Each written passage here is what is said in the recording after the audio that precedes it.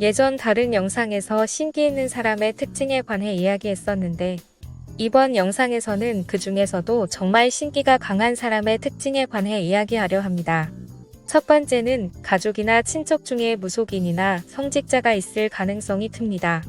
또는 신실하게 종교적 삶이나 구도 수행자의 삶을 사는 사람이 있을 수도 있습니다.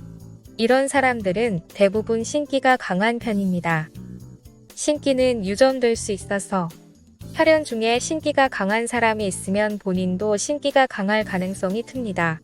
두 번째는 사주, 타로, 관상 등에 관심 많거나 이를 활용하는 직업일 가능성이 큽니다.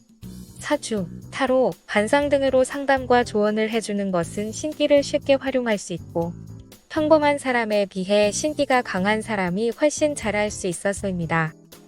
세 번째는 별 생각 없이 신점 보러 무속인을 만나러 갔을 때 무속인이 되어야 한다거나 반대로 귀신을 밀어내는 누른 곳을 받아야 한다는 이야기를 들을 수 있습니다. 무속인은 신기가 강한 사람이어서 신기 있는 사람을 당연히 알아볼 수 있습니다.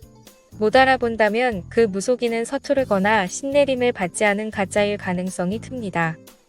네 번째는 명상이나 참선, 호흡 수련 같은 수행을 할 때 다른 사람에 비해 방법을 빨리 습득하고 원하는 단계에 빨리 도달할 수 있습니다.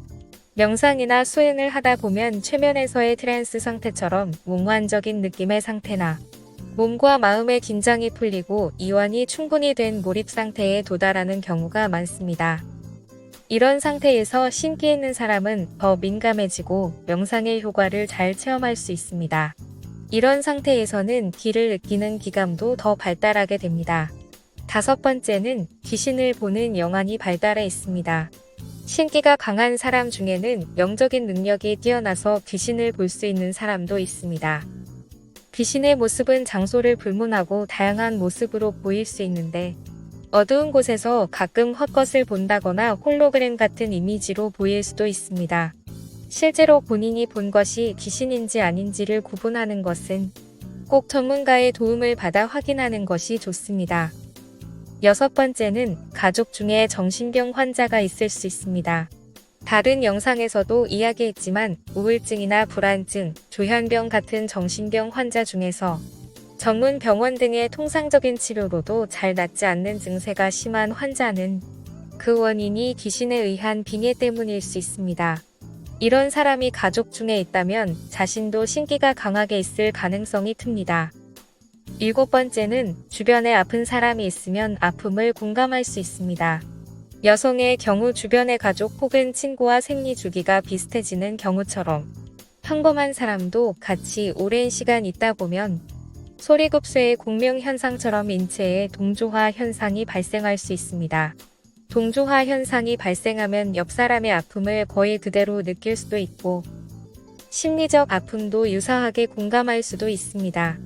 이런 현상은 누군가를 만나면 반드시 통증으로 느껴지지는 않더라도 몸에 기운이 없는 무기력증 같은 증상으로 나타날 수도 있습니다. 이런 현상은 일상생활에서 본인도 모르게 자주 일어나는 현상입니다.